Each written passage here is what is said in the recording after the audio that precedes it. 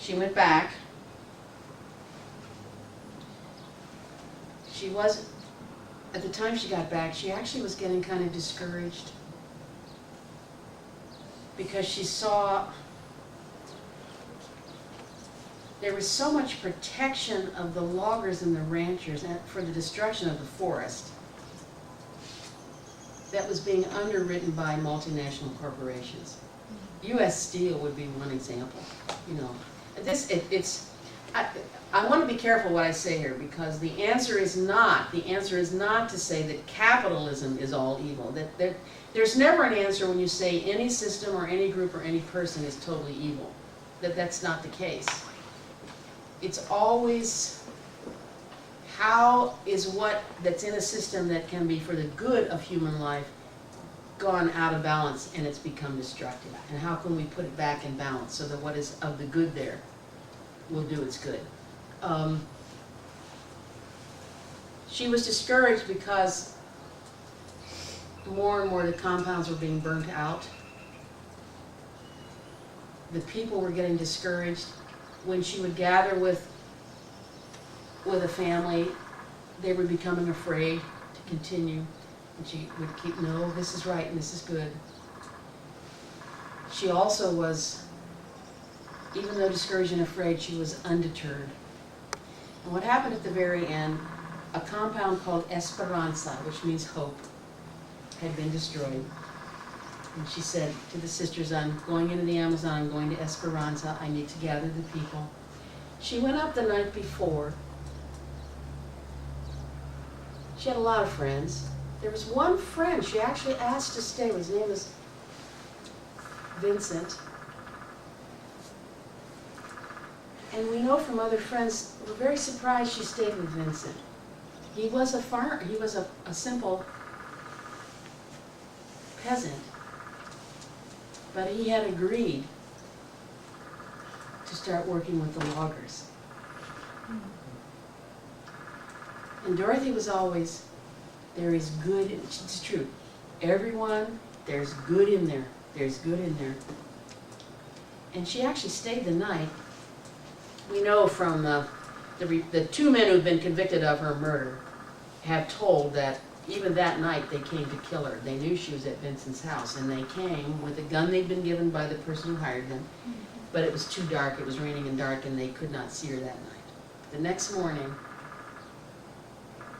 Dorothy saw them.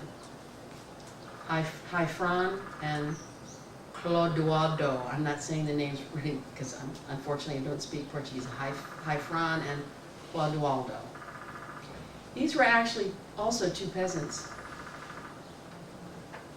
But they had been offered the equivalent of $25,000 US to do this. That was a fortune that would set them up for the rest of their lives.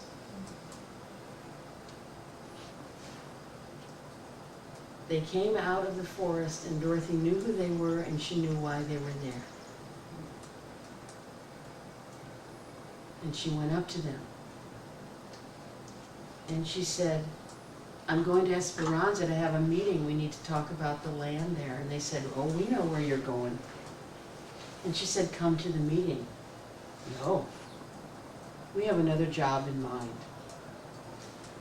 And she said, that's not the job you want to do.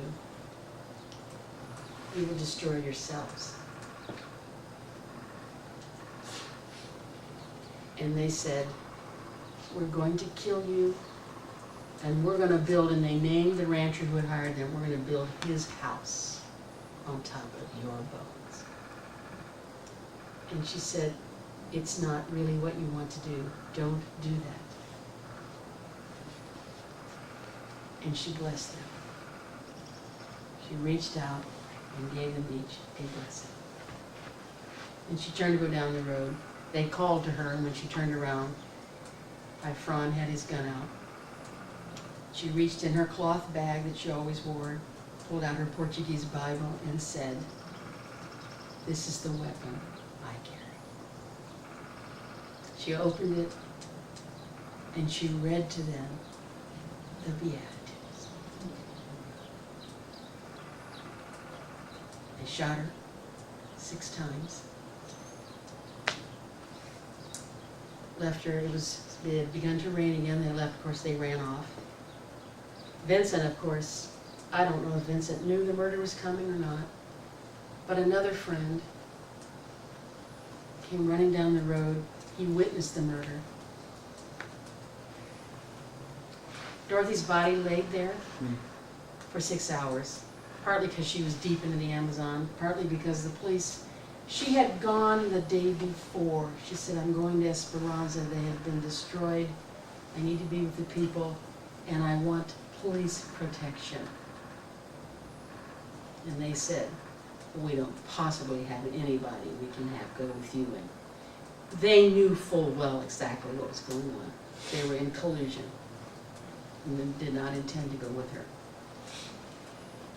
The thing about Dorothy and the Eucharist is that she could bless her killers. She knew they were her killers. And she could bless them. Pray for them right at that point. That she could read the Beatitudes.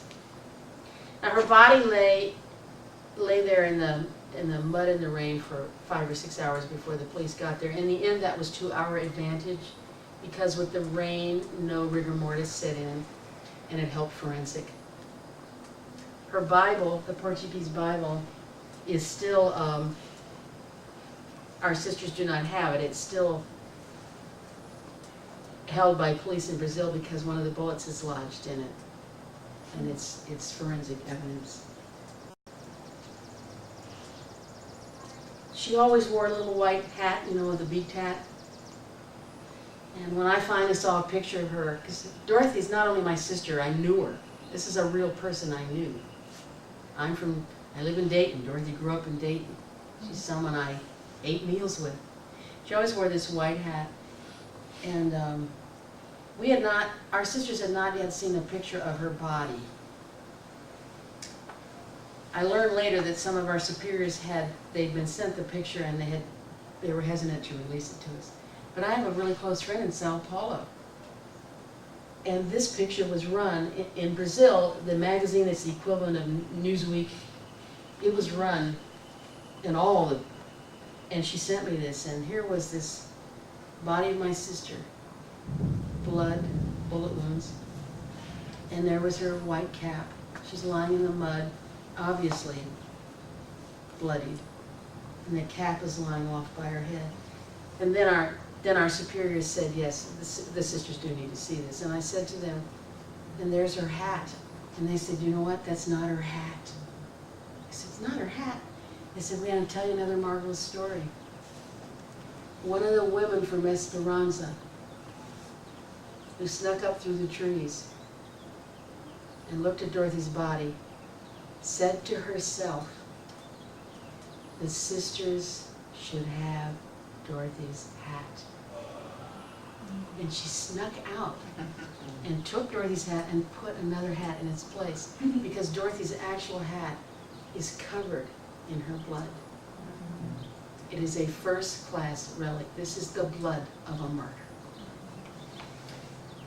And it was carried into us from Brazil in Cincinnati. It's encased, permanently encased, and is in our museum, as well as the cloth they wrapped her body in later. You have that with her blood on it.